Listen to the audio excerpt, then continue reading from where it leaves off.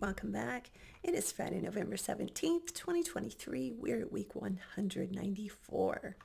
So a giant thank you this week to OSAC and ISF for hosting some incredible events in DC. A huge and well-deserved congratulations to Rich Davis on his George Shultz Award, and an incredible speech from Sue Gordon. These events are invaluable to us in the industry and giving us opportunities to just come together and share ideas and support one another. If you're not already following them, definitely start. I will link some info for you below.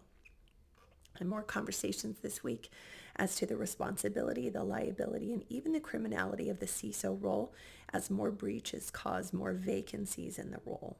And as professionals consider their career options, in addition to compensation and other factors, they now have to look into D&O or directors and officers liability insurance, as well as potentially hire their own legal team to negotiate their employment contract.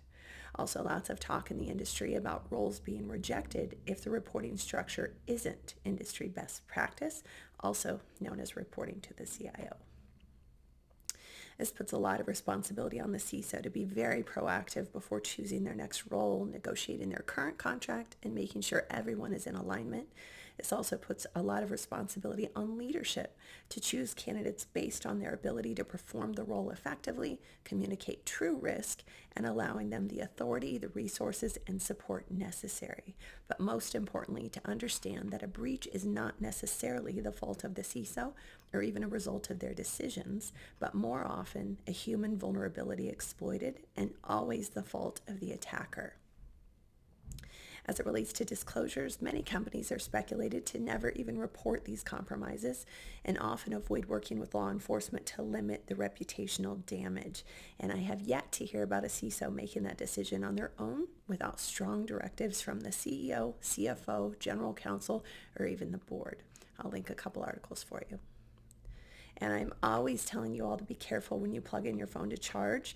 I always recommend a data blocker when you don't have your own charger. But of course, all good things have to be ruined. So now there are fake data blockers that can still infect your device. The short version is that the true data blocker only has 2 nodes in the USB plug to transfer power, where the fake one has 4 nodes, 2 of which still transfer data. So I will link it for you. And in the latest installment of I Can't Make This Stuff Up, ransomware gangs are now reporting their victims to the SEC.